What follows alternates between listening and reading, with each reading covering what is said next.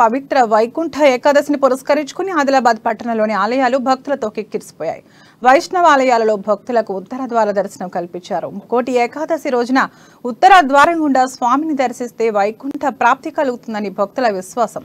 సూర్యోదయానికి ముందే భక్తులు ఆలయాలకు క్యూ కట్టారు. అధిక సంఖ్యలో హాజరైన భక్తులు వెంకటేశ్వర స్వామిని దర్శించి ప్రత్యేక పూజలు నిర్వహించారు. భక్తులకు ఎలాంటి అసౌకర్యం కలగకుండా ఆలయ కమిటీ అన్ని ఏర్పాట్లు చేసింది.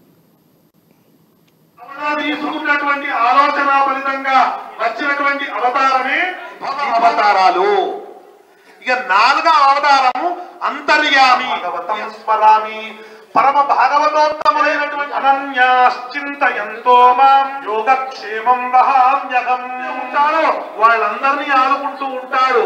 అందుకు విభీషణుడు కూడా అలాగే ఇచ్చాడు.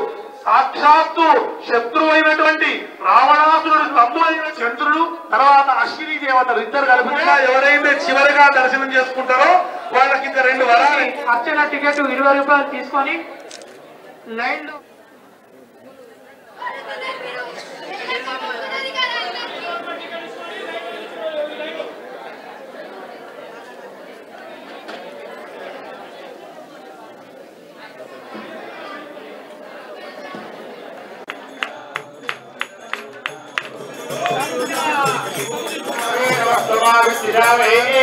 ओम शांति शांति शांति नमस्ते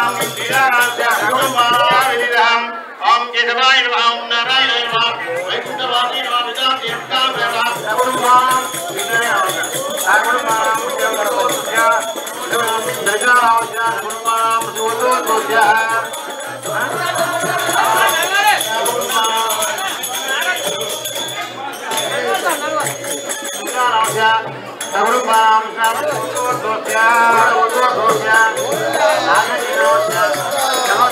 मजुरा